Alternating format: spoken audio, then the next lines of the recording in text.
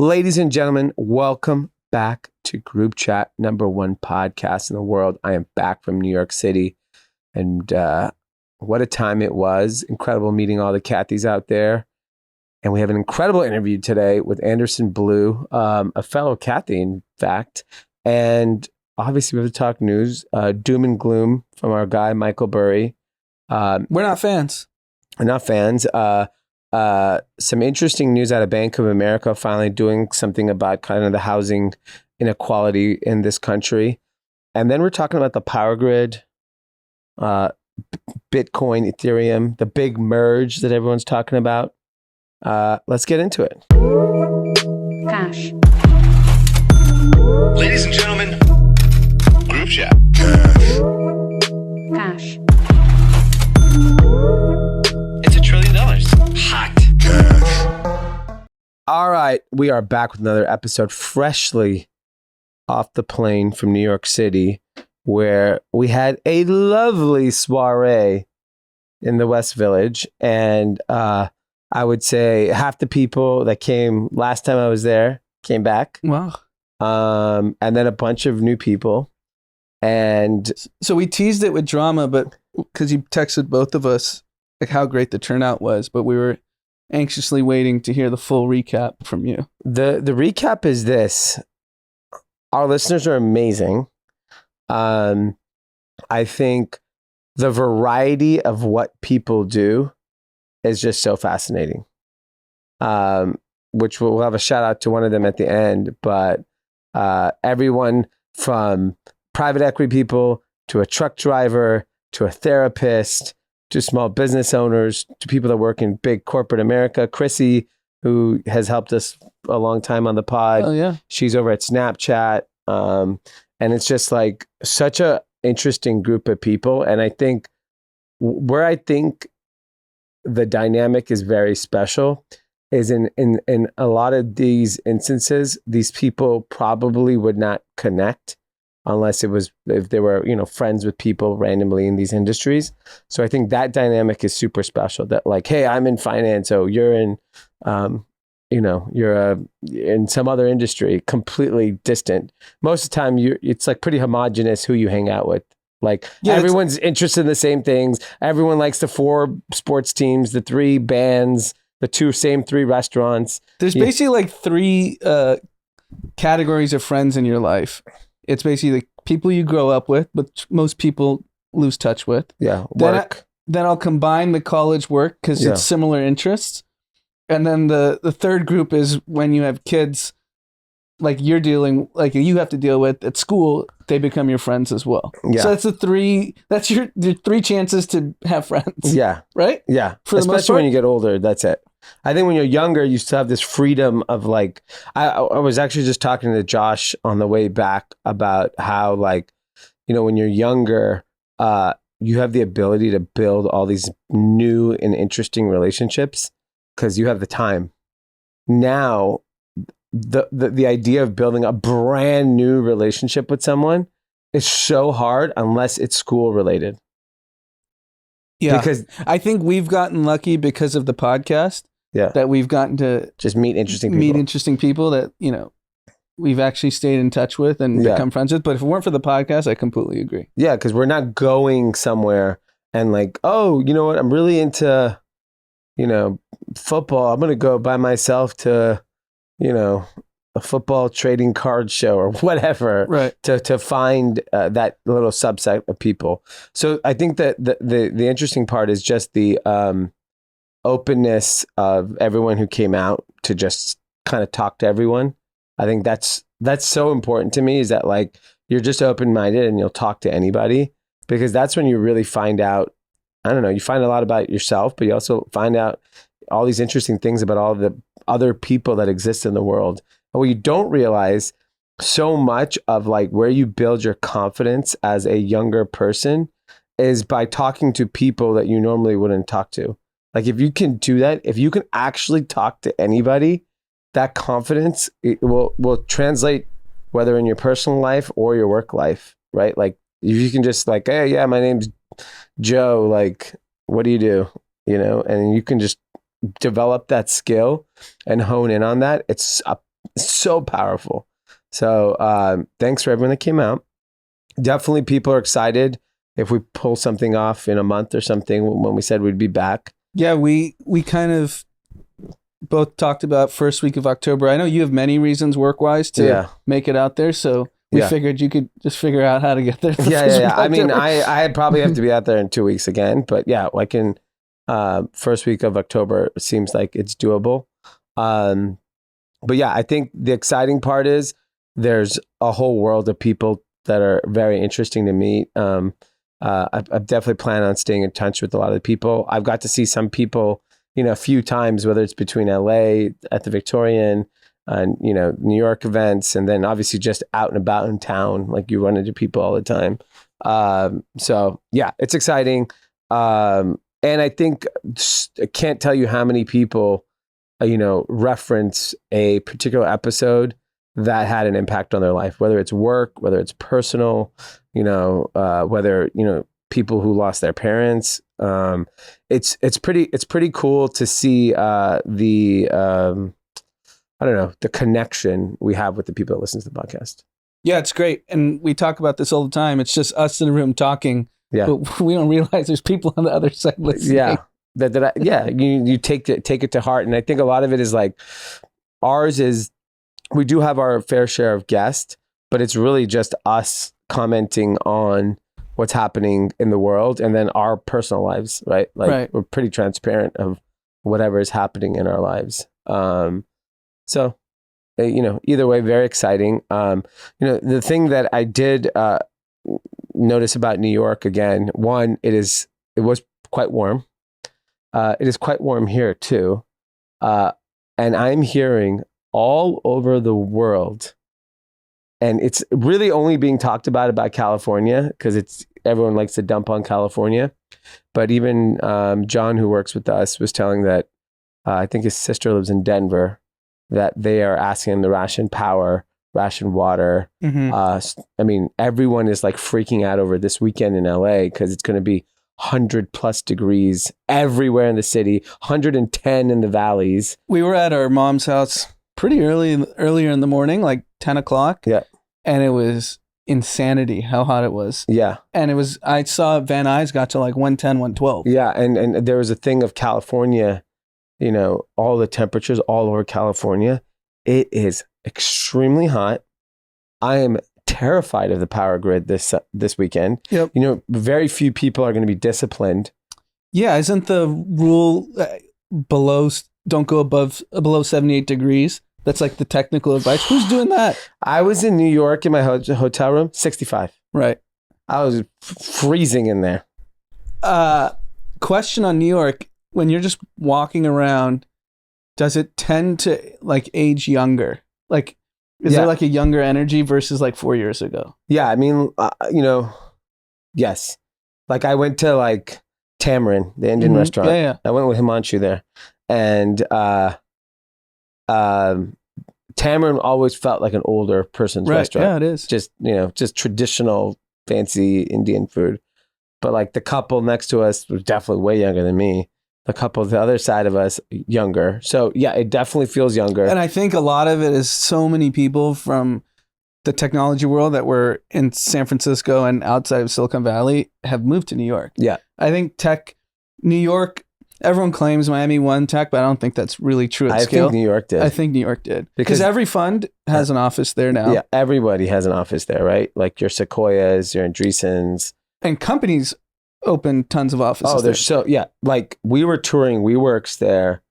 Funny thing about touring the WeWorks, basically nobody in the WeWorks, but they're all leased.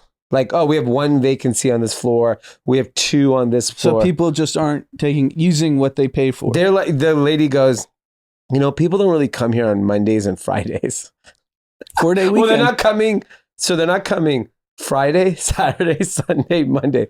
Basically, they're going to WeWork for Tuesday, Wednesday, 30. And they're out by 3 p.m. for sure. Yeah. I mean, especially in the summer. Yeah. They go, I was talking to a friend of mine who's an investor in our business, and he's like, this week everyone's in the Hamptons.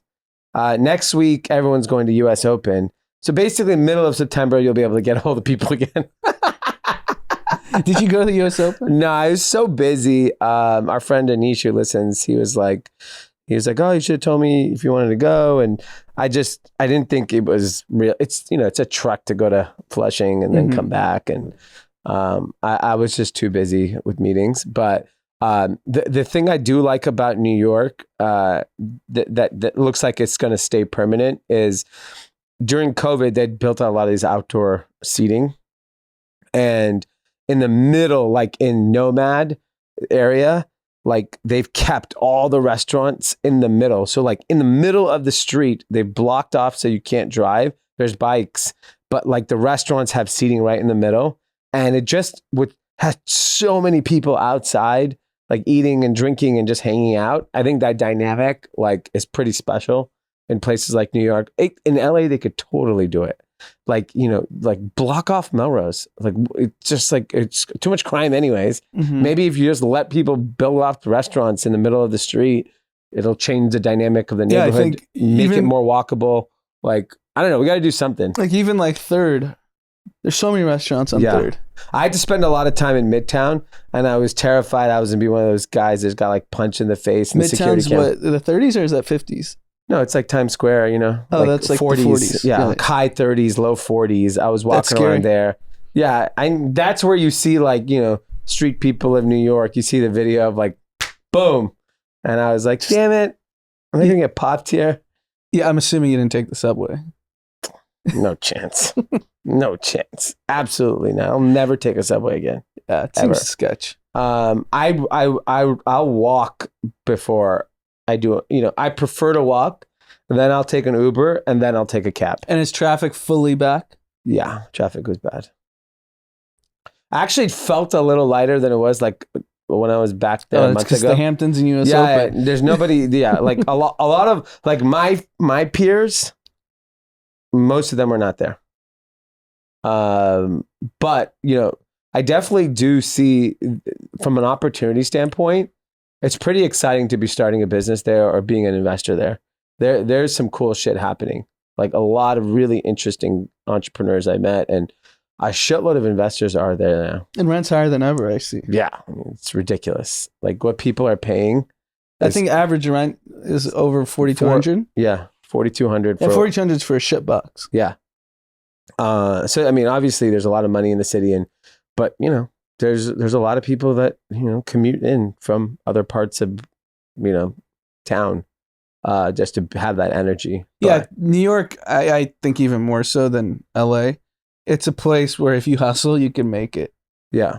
18 months ago, I remember reading like New York Times that New York is dead. Yeah, they said that after 9/11 too. Yeah. Don't count New York out. Yeah, New York's got that grit. It's just like the thing is there's too many people that enjoy that lifestyle that if you're young, New York is just so awesome. Mm-hmm. It's just an awesome place to be. I mean, that's one of like the places I always wished I spent extended periods of time. Yeah.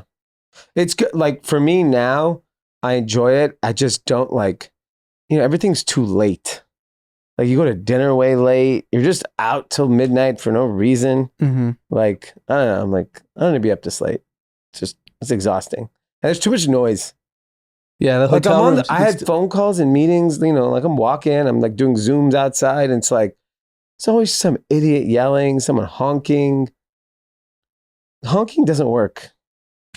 Stupid. Yeah, it doesn't. All right, let's get into some news. But I am concerned about the power grid in California this weekend. I mean, we talked about it on the last episode, like how everything's kind of a house of cards. Yeah. Like all of society at this point. Yeah. Like, would you be shocked if LA lost power? I literally am so nervous that like Saturday or Sunday at like 3:00 we lose power for the weekend. It was so funny. I was at the gas station this morning picking up a snack, and it's the same one I always go to. And the guy joked like, "You never have cash," because I'm like buying like a $3 like energy bar, right? Yeah. And I was like, I've never have cash, and I've been going to this over 15 years. I've done this guy. Yeah. And he goes, "What are you going to do when the power goes out?" Yeah, you gotta have cash. It's on everyone's radar. Yeah. Forget cash. That's not the point. The point is everyone is anticipating power to go out. By the way, you're gonna need cash because those credit card terminals are not gonna work. Exactly. That was his point. Yeah. I'm gonna go get gas and cash. Yeah. It's gonna be apocalypse this weekend. I'm going to the USC game. It's going to be No like power. 110 degrees. Is it during the day? 12 p.m. kickoff. Home opener. Lincoln Riley got me out. Burning Man's this weekend too, right? Burning Man's right now. It's been going on since Sunday. How hot is it there? So Burning Man gets extremes because it's the desert. Yeah. So during the day, it's probably 110. Yeah. And at night, it's freezing. It's got to be more than 110. But yeah, I mean, it is hot either way. I mean, the whole country's on fire. Yeah. All right, let's move on. So interesting news, buying a home is always one of these very difficult, challenging experiences. And if you kind of look historically, there's been disproportionately low home ownership in the Black and Latin communities. And what people just, used to say, oh, banks, people would just throw out these like generalizations. Oh, banks don't lend to minorities. It was later found in the last kind of 15, 20 years that is actually true. Oh, across the board. And now, Bank of America, is finally doing something about it. I think they were one of the biggest culprits in this industry. They have, I think, a $15 billion program where they're finding ways to lend to, lower income folks. And so they launched a program where if you live in, I think, cities like Charlotte, Detroit, Atlanta, it's primarily targeting Black and Latin homeowners, that you can potentially buy a home with zero down payment, zero mortgage insurance, and no minimum credit score requirements. So this is the idea, is to increase home ownership within those communities. You do qualify for it even if you're not Black or Latin, but it's targeting neighborhoods that clearly have that impact. Huge. No, it is huge, but it's wild that it's taken, 50 years after the problem started and about 30 years after the problem was clearly evident, where certain neighborhoods just kept decaying. Yeah. And, it's a start, but it's just shocking to me that, this wasn't done earlier. Yeah. So it's Charlotte, North Carolina, Dallas, Detroit, Los Angeles, and Miami. Because most people's entire wealth is in their homes. Yeah. So if you owned a home for 30, 40 years, you've created a lot of equity. Yeah. I think I was trying to read the mechanics around it, because, a lot of these markets are very, very different. Like a home in Los Angeles, it costs significantly different than a home in Detroit. So what capacity and the pricing of the home, because even in, communities, not even the hottest communities in LA, a home is $1 million. Mm-hmm. You want to live in, name a community in LA that has homes less than $1 million. An actual home, probably Deep Valley somewhere. Maybe Deep Valley. Nothing in this part of the town. No Inglewood, none of that. No. Trying to think. Maybe there's pockets that we just aren't thinking of that are still being renovated. Right. But you're paying $700,000, $800,000, $900,000 for a house no matter where. So they've committed $15 billion to help individual families purchase affordable homes by 2025. It's fast. We're halfway through 22. So they've helped 36,000 individuals become homeowners. I want to see it. I want to see it happen live, and I'd love to see it happen obviously in LA, but all of these communities, home ownership was a very difficult thing to attain for a lot of people. Mm-hmm. Because the stats are 65% of Americans in 2020 owned homes, which is the highest ever. The home ownership rate for Black Americans is 43%, 51% for Hispanic Americans, 61% for Asian Americans. Wow. What's white? 95? I mean, clearly way higher. What race is high? What race is left? Yeah. If the average is 65. Yeah. That means there's probably 80+%. Yeah. So they have a lot of ground to cover. Mm-hmm. Yeah. 15 billion. Each bank needs to have about 15 billion. I mean, I think the bigger dynamic in the home ownership problem is that so many homes are bought by private equity. Right. Blackstone bought like the most. Yeah, so like they're not going to make it easy for anyone to buy or rent those homes. They're in the for-profit business. Yeah.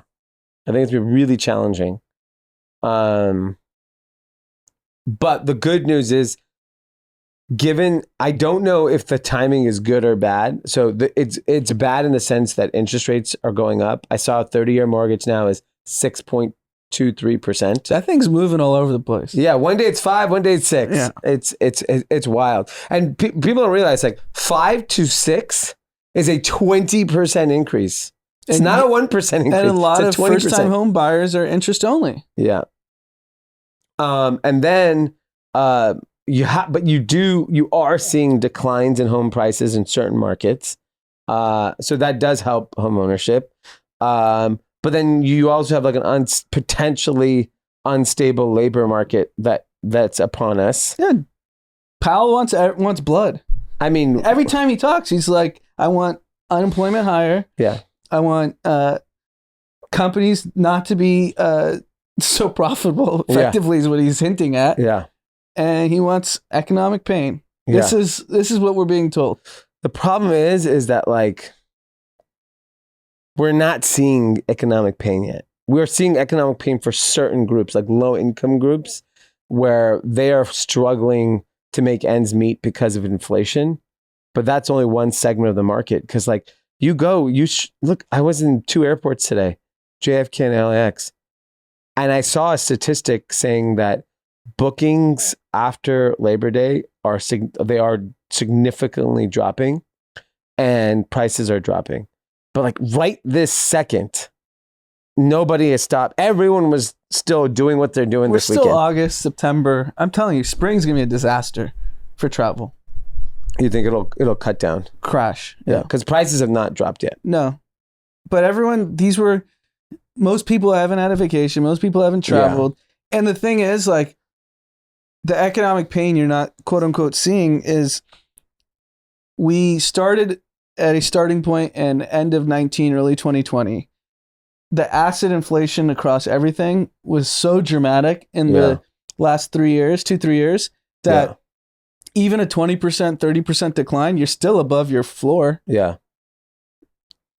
Yeah. I mean, I get it. I mean, I just think, we have to see all these different economic indicators come down so that the Fed stops raising interest rates. Like the market's had a really rough last 2 weeks.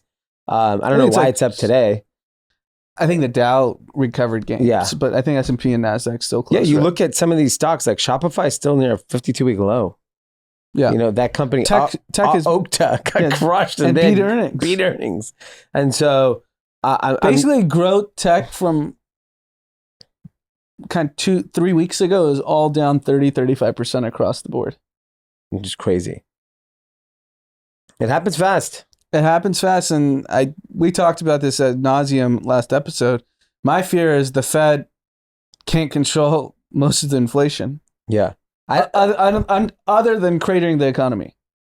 No, that is the strategy. They like know that. A real deep recession, you can lower inflation because so much of inflation, and I'm repeating myself, is outside of our hands. Yeah. It's supply chain issues. Now climate is affecting supply chain. Yeah. Farms are flooding. Yeah. And it's just going to affect food prices. Yeah. It doesn't matter. I mean, you have to basically send people. We need another lockdown to lower inflation. Yeah, you can't spend money. Yeah. We should literally tell people on Mondays you can't spend money. Right. And then you'll lower inflation. Like, even if everyone... No, the government tells you there's 7 days in a week, you're allowed to spend money 3 to 4 days. You got to do all your spending on those days. And we all can't spend on the same days. Yeah, we get notified. You have to... so there's a balance, because you can't have everyone spend on Tuesday, Wednesday, Thursday, because it'll fuck the whole system up. But everyone gets assigned a day, you get to spend, and you got to go nuts. Yeah.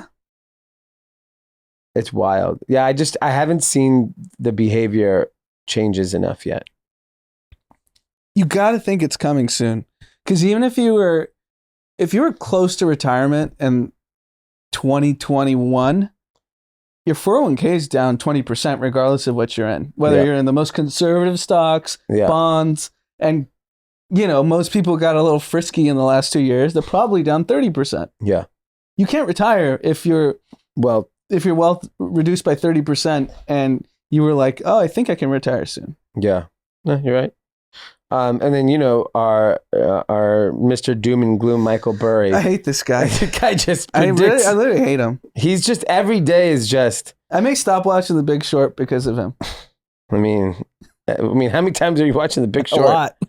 I mean, he is coming out and saying that he thinks the S&P 500 can drop another 50% from here. Such a clown. It's just insane. The other person that's really negative also is Zero Hedge. But Zero Hedge has always been negative. Yeah, ever since the start. The Zero Hedge guy just tries to find the scariest and craziest news when it comes to the financial markets, crypto markets, everything. Yeah, I mean, and he posted Zero Hedge posted something around freight. What was it? Prices or was it exports? What is it? The image looks like the number of boats in the ocean. Got it. Because it said sonar freight radars. Inbound. Yeah, and it's basically below pre-COVID. Yeah, well, we know. So I was told by my friend Omar Rishi, who listens to the pod. He's in the freight business. He said a container is now only 4,000 to LA. It's still double though what it was. It was 2,500 pre. Yeah, and then the peak was 20,000. Yeah. So, I mean, there we go. The inflation, it's still higher. Yeah, it's probably still substantially higher. Yeah. So it needs to go down to 2019 levels. All of the pricing for everything. I mean, I think every company, because we talked about Snapchat last episode, how they had 3,400 employees going into the pandemic, hired 3,000 people to 6,400. And they only cut 20%. They only cut 20%. My point with all these companies that are pandemic winners, at least for that first 2 years of the pandemic, you have to restructure your business to 2019. Yeah. Because that's over. Yeah. Peloton, Zoom, I think long-term is still fine, but Snapchat, that all were the beneficiaries. Even I'm sure TikTok's seeing lower usage, but there's probably still stealing like Instagram users, right? Yeah. So maybe they're immune. But any pandemic winner... I'll tell you a pandemic winner that's just blown my mind. Lululemon just announced earnings just now. They crushed expectations. Revenue, profit, stock is booming in after hours. They raised guidance. Athleisure in retail right now is dead. Dead. It is not a good category to be in. Most of the athleisure brands that I've spoken to have seen significant softness. And it just tells you if you are an important brand, you can outlast all this shit. I would assume Aloe's numbers are through the roof. Yeah, I'm sure they're fine. Lulu's fine. Nike surface level looks fine. I mean, even if you go back to work a few days a week, I bet you, even though we were getting to more casual before the pandemic, I don't think there's any expectation of like non-athleisure to the office. Yeah, like, I think that part of the wardrobe is here to stay. Like, you're not wearing the suits anymore to work. Well, Wall Street goes back to work next week. Well, Goldman Sachs does. Yeah. Well, let me tell you, if Goldman goes, what do you think? Credit Suisse said they're going to fire 5,000 people. Yeah. I mean, investment banking revenue's down. Yeah. 2022. There's no question. There's no IPO. There won't be IPO till probably summer of next year. I would think fall. Yeah. So that's 1 year. They're going to cream these people. Mm-hmm. Like at scale, I don't think. Look at this Lululemon. Lululemon saw store traffic rise 30%. E-commerce traffic rose over 40% when everyone else is experiencing something else. What's crazy is with so much competition, with everyone has some sort of athleisure product, that Lulu can still grow. That just means the market of that category is expanding so much. Yeah. Which I think what we've heard from people who invest in the space, they have like a thesis that like athleisures can be substantially larger. I think so too. Because it's just going to be a part of your normal wardrobe. Like even hearing that like Levi's denim business is still on fire is interesting because like, I mean, like I look in our office daily, like the amount of people wearing jeans is far less than they were years ago. But I think it's just, maybe it's Levi's jeans are fine. And maybe other brands' denim are struggling. The one thing about Lululemon that I do find concerning, their inventory levels are up 85% from last year. That's a little scary That's a lot. because their revenue is not up, 85%.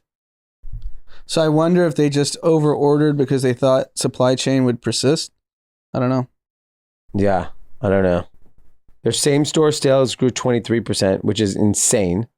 And net sales rose 29%. So they had massive growth. But Stock's they're flat in still after hours. what? Stock's flat in after hours. Wow, it was up for a second. So interesting to see. Well, now it's at 10%. Sorry, that's like 1 second refresh. yeah, there's probably just a delay in the. But yeah, I think the interesting thing is that there's clearly there's clearly winners in the market right now, and if you are an investor, you can't just blanket buy anymore. You got to pick the win. You got to pick great companies. Yeah, it's definitely a stock picker environment. Yeah, because some of these companies are going to get either bought for super cheap discount. Some private equity firm's going to buy. Apparently, there's like a Code2 deck floating around about like what their investment thesis is for the next year or two, and that is really around like there are these incredible companies that have just been clobbered that are profitable, still fast growing. They want to kind of put their money behind those few and not blanket buy all SaaS companies, because not all SaaS companies are equal. No, they were one of the few firms, Code2, where they unloaded corrected a lot of their public stocks in January. Yeah. Smart It's insane. guys. I think they're only down like 15% or something. That's wild. And they have insane amount of massive positions. Yeah. Because all of their competitors are down like 50. Yeah. That's incredible. Here's a way you don't want to lose your money is a crypto firm. Crypto.com. Crypto.com. Our friends over there at Crypto.com. And we've heard they're going to have to give up the naming rights. So I heard they're backing off of... So for what I'm referring to is Crypto.com took over the brand sponsor for Staples Center where the Lakers play. Yeah. I don't want them to give up because the homie there has hooked me up. So I need him to... I want that naming rights to stay. I need the 20-year commitment for Crypto.com. Does he listen to the pod? Yeah. Sorry about that. But they mistakenly transferred $10.5 million to a woman instead of $100 and didn't discover the error until 7 months later. Now the woman... She spent the money immediately. She bought a house and they found the mistake and now they are forcing her to sell the house. That sucks. I think if I was them, I'd like say, you can keep the down payment on the house. Just give us the rest back. Yeah, it's in Australia too. I mean, yeah, I bet you it could be a good, like I would make it a moment. I'd like make it create a video around it. Yeah, you would get more than $10.5 million worth of advertising exposure. Like imagine they just hire the actor or actress that just says, whoops. And then it's like they have this lady. Do you know how many kids would sign up for Crypto.com thinking they would be the next person to get the free? Just say if you sign up for Crypto.com, there's a chance that we might fuck up and send you $10 million. I mean, I'm considering signing up for Crypto.com right now. They take it back. That's the problem. But they have to set the precedent that they're not going to take it back. I agree. This is a missed marketing moment. Yeah, I think I would play ball with this woman and be like, do a commercial for us, do a TikTok for us. Yeah, just make a joke. You make fun of yourself. Yeah. It's like the, Eminem and 8 Mile. You just go up front. Yeah. Say all the things you could possibly insult me with. Yeah. And then go on your way. Yeah. I mean, if they released a video saying, sometimes you invest in crypto, sometimes we send you $10 million. It would be brilliant. All right. This is the big news. All I hear everywhere in crypto land. The big merge. Mm-hmm. What is this merge? It's basically go from proof of work to proof of stake, which makes it more energy efficient. The big knock on a lot of crypto is that mining is expensive. So September 15th is what they're saying is the big merge day. It's starting September 6th, but it's going to take some time. And I don't understand why the price would go up. Well, people think it's gonna be a more efficient usage because gas fees and your tokens get stuck in no man's land for a little bit. Yeah. And the idea is that becomes a much more efficient process. So they could scale faster. Yes.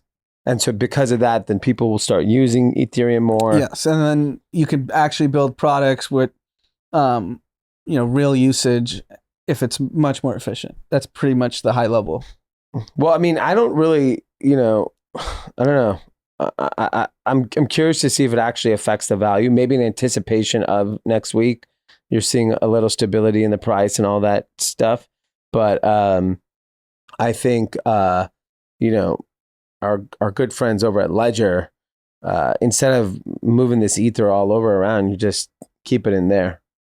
I mean, I'm curious to see if it has an immediate impact on the price, or it's really just more impact on development. I would say near-term development. What crypto is clearly, it's a risk-on trade. So as risky stuff goes down, crypto goes down. It is not decoupled. Yeah. It's still obviously speculative. So, development leading to price increase still is going to be a lot of time. Yeah. But I'm telling you, if growth stocks start going up, Ethereum and Bitcoin will be up 30-40%. Yeah, it's the same audience. Same exact. It's the same way people construct their portfolios. As they start piling into risky stocks, they're going to pile into Bitcoin and Ethereum. Yeah. The other thing to note where Ledger's been really helpful with information on is that things like the merge are like key times for scammers. Because they know you don't know what's going on. Mm-hmm. So they're going to start probably, hitting people up like, protect yourself during the merge, hit me up and I get you. And they're obviously just scammers. Yeah. So this is a high alert time, I would say, if you're an Ethereum holder. Don't click on random links. Do not click on random links.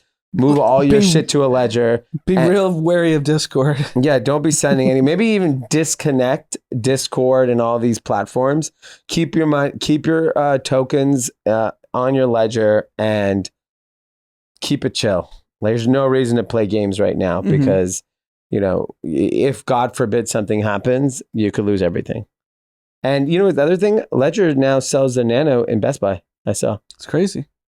It feels like their iPod.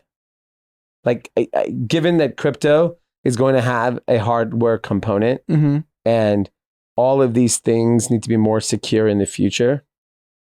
Very fascinated by where we're heading. And if you need some help on the merge or want to understand what's going on, just head over to Ledger. Go to support.ledger.com and they have all this interesting kind of content available. So you clearly know what's going on. And you sound smart this weekend when you have no power and you're sweating your face off. Yep. And last but not least, I know you guys touched it briefly. Kanye's back on social media. He had a quiet little run, and he's been, attacking Gap, attacking Adidas. The CEO last week stepped down from Adidas next year, stepping down. He proclaimed him dead on his Instagram, which was pretty aggressive, considering that's where he makes over $100+ million a year from. Gap, Gap kind of is also, unfortunately, like, I don't know what their relationship with is, but like there's two products that he references Instagram. One is a slide that looks exactly like his slide that Adidas put out. Then the other one's a Gap logo t-shirt. It looks exactly like the shirt he put out. So I understand his frustrations. He's saying he's not being invited into the design rooms, the meetings, stuff like that. I think Kanye has to play it safe, a little bit safer. I think it's okay to do these stunts, but do it in a way where everyone's on your side. Where just say, this looks like, do it in a more tactful way. I think calling them out is actually good because you'll get the fans. But declaring this, like the CEO of company dead. No, that's not good. That's stupid. That's stupid. It's ridiculous. Yeah. We felt bad that we just ripped Kanye. Yeah. when we talked about him last episode. We thought he's got to be a nightmare for every company. Like, how is Nike in the wrong, Adidas in the wrong, Gap in the wrong? Every company's in the wrong, but not you, Kanye. Yeah. And then secondly, how bad of an influence he is to young creatives because they learn the lessons that this is how you become great. Kanye's, we get it. He's never going down. He's going to be super famous and relevant for forever. Yeah. But he's a disaster. And I'm not in the business of Kanye. We felt bad because you're going to defend him. I know. I actually think he's in the wrong here. Like, you can't attack these people. These are like multi-billion-dollar company CEOs, and people that work at these companies are probably working hard on his stuff. Like, you got to play ball in corporate America. I'm sorry. Yeah, just be independent. If you want to get in business with Fortune 100 companies, there's a role you play. Yeah. The one thing that I was right on, which is finally happening, they're finally going to roll out these YEEZY stores. Mm-hmm. He may just do it without the Gap, which I don't think you can appreciate how hard it is to open up retail stores. I think it's extremely risky if he does it on his own without them. Yep. All right, before we jump into winners, losers content, we have a very special interview with a fellow Cathy. His name is Anderson Bluu. He's an incredible artist. We're going to hear about his jersey, how he has over 8 million followers on TikTok, how he got there. Awesome story. Let's get into it. All right, everyone. We have a special guest who's also a fellow Cathy, Anderson Bluu, joining the podcast from New York. Welcome. Hey, what's going on, fellas? How you guys doing? Happy to be on the show. Thanks for having me. Yeah. So, last night I saw that you were going to be a guest. So I was checking out your TikTok. One, you have 1 million followers, which we're jealous of. So I want to know how you did that. And then really want to, it's pretty interesting. Like, TikTok is one of these platforms very similar to more so to YouTube than it is to like an Instagram, where like you can truly build like an audience on something that, who would thought, I don't know, maybe you thought 5 years ago that you could build this audience around illustrations, and that the people are so passionate and interested in it. And you just don't realize like how big all of these like subcultures and communities are until you build it on like a YouTube or TikTok. I mean, what was your intention there? Because like you may see a lot of your TikToks are like illustrations of like how to draw a Jordan 1, how to draw a Minion, which like it's so funny because as a kid I used to take an animation class in the summers. Really? And so I wanted to learn how to draw the Flintstones, and then all the cartoons I watched. Like that was like a phase of my life. So that's news to me. We're brothers. I had no idea you did that. I took an animation class, few summers in a row. But how did you get on this path? Yeah. So as far as the TikTok goes, that was just years of failing at social media. I've been a graphic designer for like 15 years.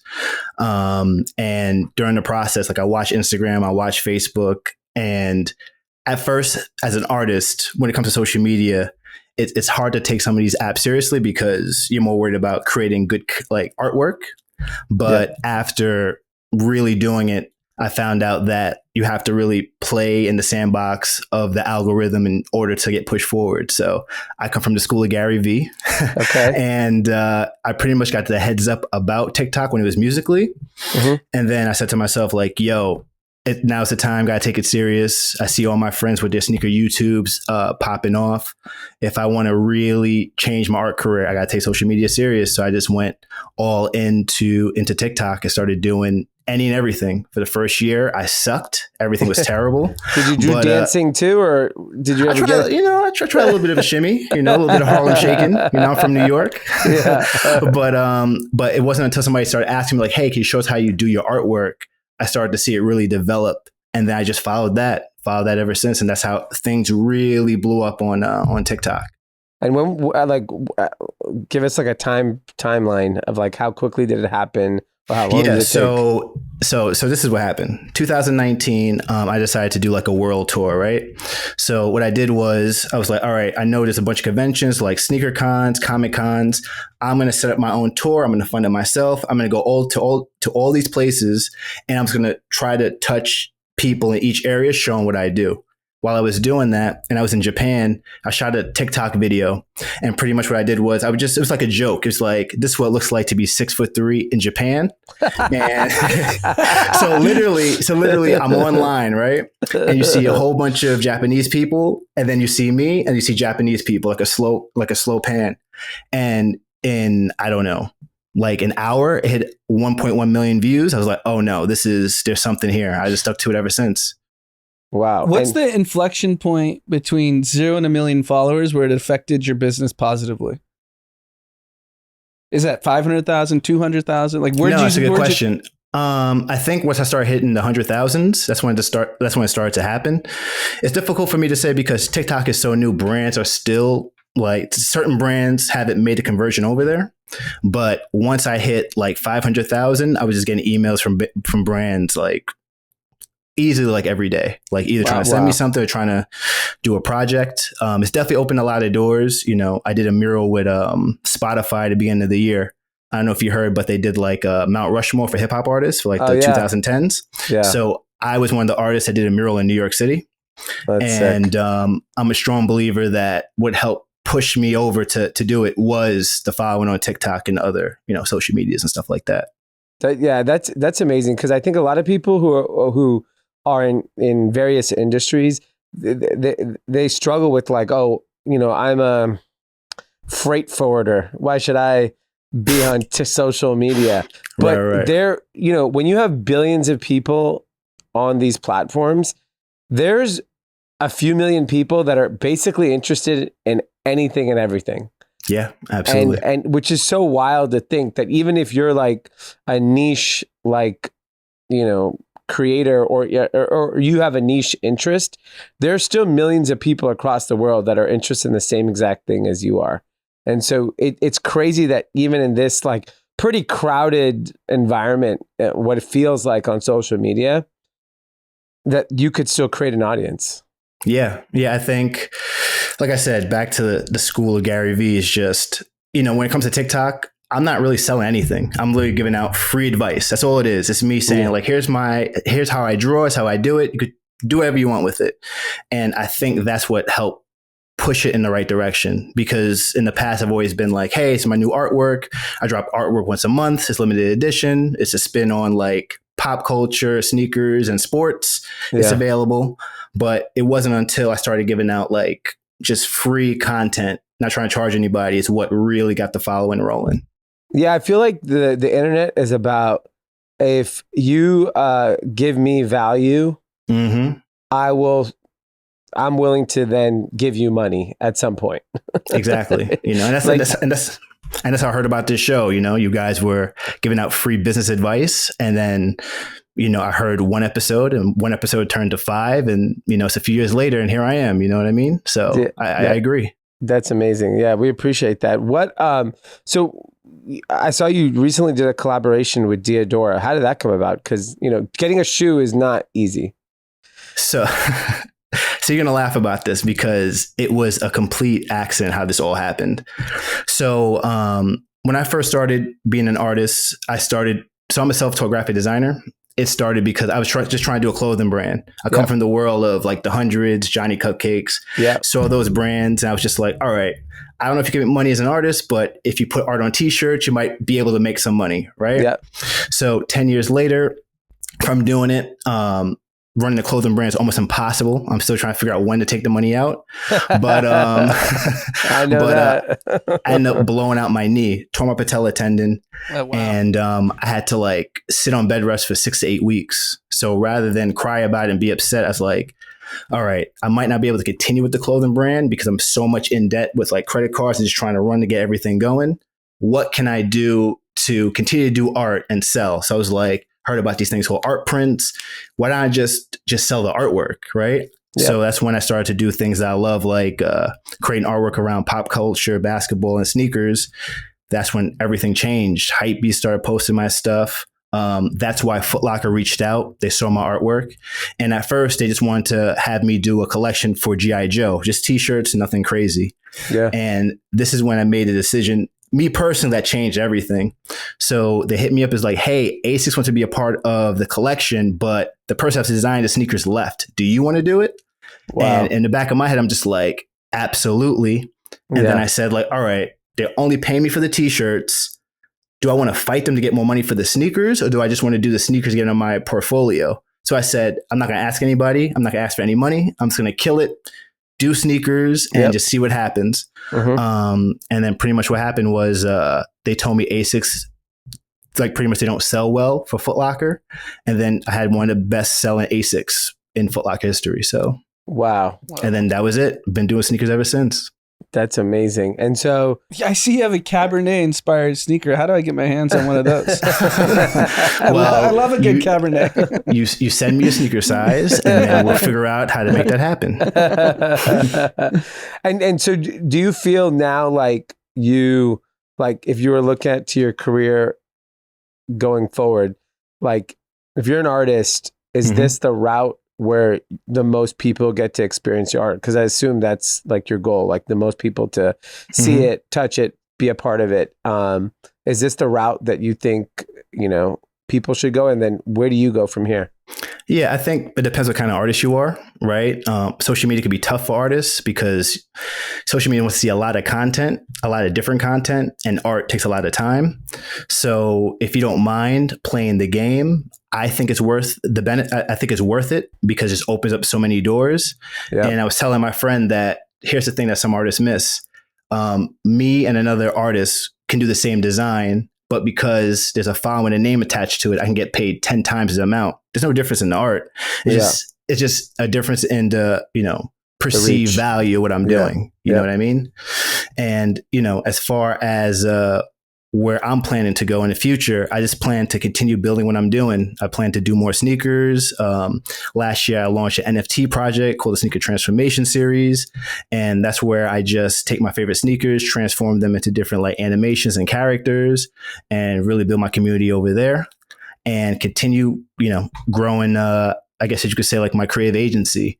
During the pandemic, because I have so many brands coming out to me to do marketing, perfect example for this Foot Locker one, we did everything. We did the story, we did the photos, we did the videos, we did the pop-up, we did everything. Took care of everything that we did. And that's just another thing to my resume. So when I first started in 2019, it was just me and a videographer. And now I have about like 5 or 6 people from other artists, copywriters, one lawyer. So, just trying to grow this as big as it can possible, I guess. It's a great story. So you're really building an agency. Like that's where you'll see your future is like. Yeah, I would say agency and also the Anderson Bluu brand. Yeah, that's awesome. I mean, I being in fashion for so long, I've known so many graphic designers, and some people are career graphic designers and they stay that, and that's what they enjoy doing. But I know how hard it is to make that transition from like graphic designer to like a business. It is because a graphic designer is a crowded space. There are so many graphic designers, and the fact that you're able to break out, and I think a big part of that is like you found your angle on social media, right? Like that's pretty cool. That like if you just think about it, like you started as a graphic designer with 1 million followers because you're talented at something, which is pretty fantastic. What advice would you give to like a designer today? Because I know a lot of designers listen. Yeah.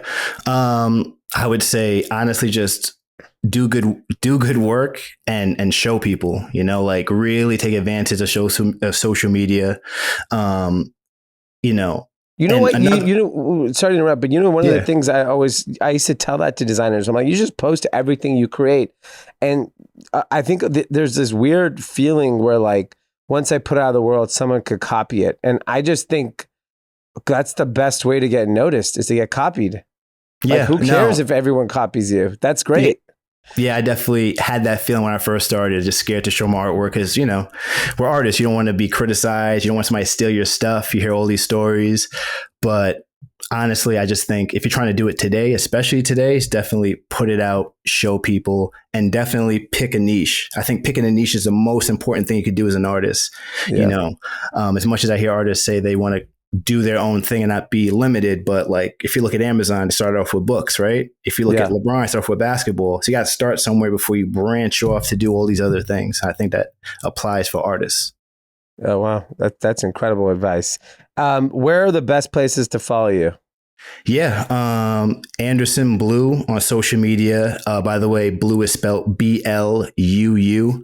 Instagram is Anderson_Bluu. If you type it into Google, it'll come up, but it's Anderson Bluu, and the website is bluedreams.com. So if anyone wants to hire your agency, go to bluedreams.com. Yep, absolutely. Yeah, give me a shout. Love to hear from you guys. That's amazing. And it's even more special because you're listening to the podcast, and this is like part of like what we were talking earlier in the episode around when I was out in New York. The amazing people that listen to the podcast. I would love to just continue to figure out how to I guarantee there's so many companies that need a creative agency right now that now, they have potentially access to meet you. Which that's what we have to figure out with like what we're doing as a community. Cause like, it's pretty cool that you listen and your work speaks for itself. And so, congratulations. Thank you. And I go to you guys too. If you guys ever need any help, let me know. I'm just, a DM, a call away. Love to help out. Big fan of the show. So we definitely are going to need help. We need a collab too then with you. Yeah. We're on the march to 1 million followers on TikTok. You got to help us. Okay. Yeah, don't worry. I could, definitely help out with that. That's amazing. Well, thanks so much for joining in. Hopefully next time I'm in New York, we can connect. Yeah, absolutely, man. Appreciate you guys. Thank you so much. Thank you. Thank you. Moving on to winners, losers, content. Who do you got? Who's your winner? Winners, sports fans. We are entering the golden era this next 4 or 5 months. College football is back this weekend. Yes. It's back today. Yeah. Well, it was back last weekend. Yeah, but the big games. The big names. I have my fantasy football draft tonight. Okay. NFL starts next Thursday. Yeah. And NBA's in 2 months. This is where the economy turns around. Yeah. Can the NFL save America? I think it does. I bet you stock market during NFL season rips. I love it. My winner is Serena Williams. Mm-hmm. Monday, what's funny is I was talking to someone in New York Monday. They're like, I'm going to go tonight. It's going to be Serena's last match. And I think people just assumed she was going to lose. Yeah. And there'll be her farewell. And then Wednesday, she was playing the number 2 player in the draw, and she won again.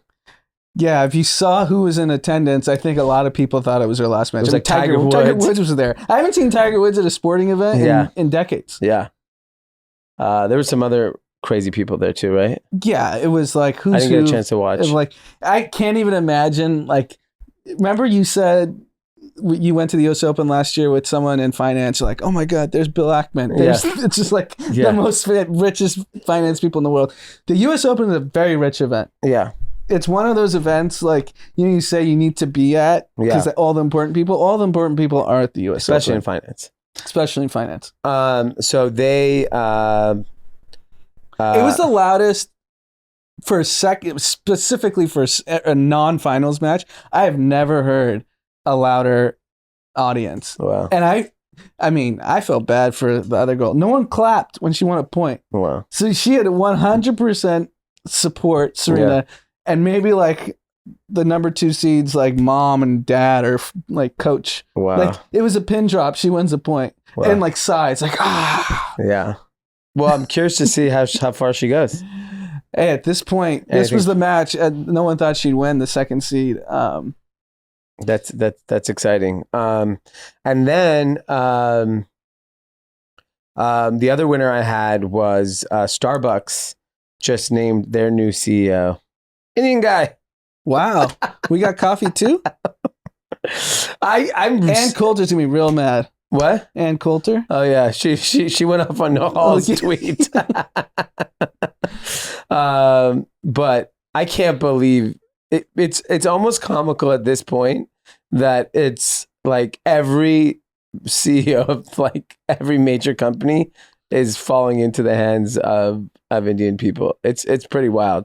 So Laxman Narasimhan. It's amazing. South Indian, huh? Yeah. It's unbelievable. Well, congratulations. I'm a big Starbucks. Starbucks is my single favorite brand in the world. Wow, that's big. Over Nike. I haven't bought anything Nike in 10 years. Like spent my money on Nike. I do not support that brand. Got it. I just don't do it. If you get that play on words. I got it. Okay. Who's your loser? Being a Russian billionaire in Moscow. So the chairman of Russia's Lukoil oil giant, his name's Ravil Maganov. Sorry if I butchered the pronunciation if you're Russian. He spoke outwardly in Russia that the conflict needs to end immediately. There's too much tragedy. He apparently was at a hospital being treated for something. And how did he die? He fell 6 floors out of a window of a hospital. It's nuts. I've been in many hospital rooms. You can't open the windows. Wow. Yeah. They just threw his ass out. What they do? Break the window and yeah.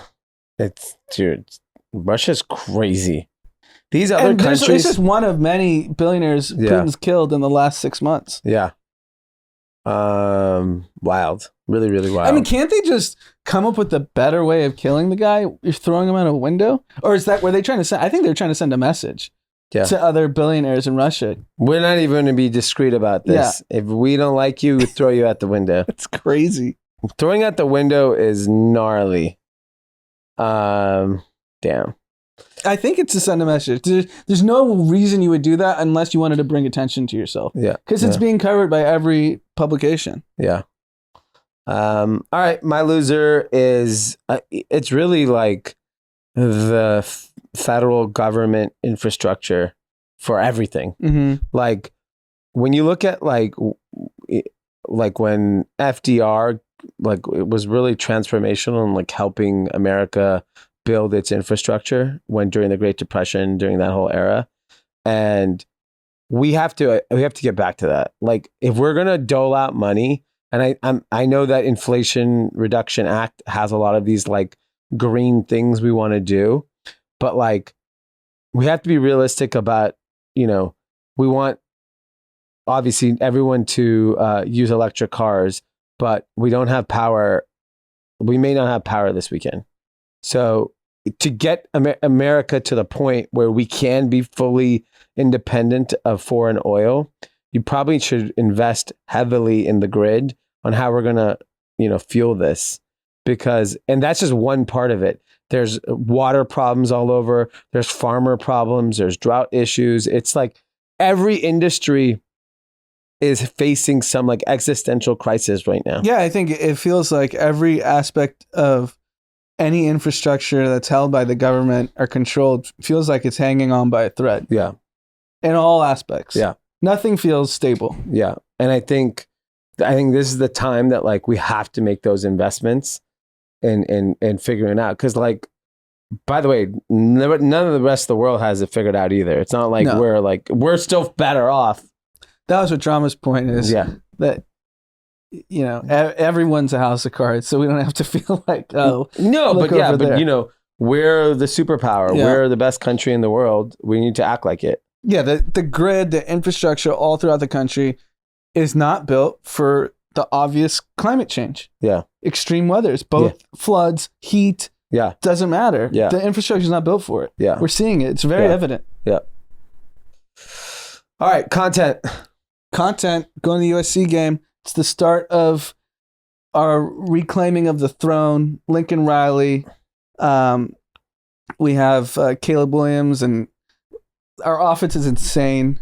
Yeah. It's going to take, I think, a year to get everything kind of humming, but this year, I think, is the turnaround year. We'll beat the shit out of Rice. We're 35-point favorites. So. Yeah. I mean, should be a big win. Yeah. That's exciting. My content, I actually got to watch a little. By the way, Top Gun is now on planes. So my next flight. It's on Amazon too. Oh, it is? Mm-hmm. For free or I got to pay? I think free. No. It's $20 probably. But it's on streaming, yeah. Yeah. I'll watch it when it's free. I'm not paying $20. I'll check right now. My content recommendation is, I was a big fan of the Yellowstone show. There's the precursor to Yellowstone. It's called 1883. Oh, yeah, it's $20. Sorry. Yeah. Not in my budget. Not inflationary times. 1883 is like the precursor on Paramount to Yellowstone. I watched the first episode. Fantastic. Very violent. Like Yellowstone's extremely violent show. Mm-hmm. This is also very violent, but I wonder why. It seems like pretty peaceful. I've been there a few times. nah, it's the Wild West. Boom, boom, boom. Okay. Shoot, shoot, kill. That's America. All right, and we have a shout out to Amadou Ba, who I actually met in New York. Wow. And his birthday is Saturday, which is my birthday. Wow. Same birthday. Hey, we need to give you a birthday shout out. Big birthday shout out to me. September 3rd. I'm 40 freaking 2. That is Jackie so Robinson. Old. Jackie Robinson year. It's your Jackie Robinson year. I mean, 42 is so old. I remember when I was younger and I met a 42, I'm like, damn, that motherfucker's old. Now I'm that person. Like, can you imagine, like, even at 25, 30, meeting a 42-year-old? I remember when you guys met Machine Gun Kelly and he was 18, 19, and he thought you guys were fossils at 30. Yeah. He was like, damn, you guys are old. Now he's 30. Yeah, he's 30.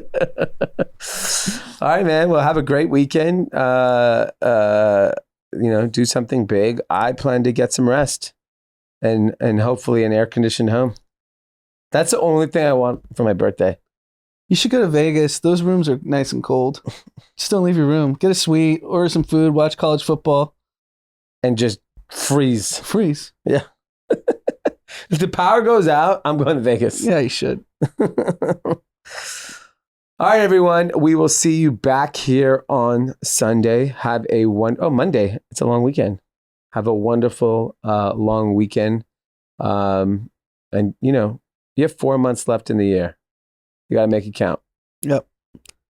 Peace. Peace.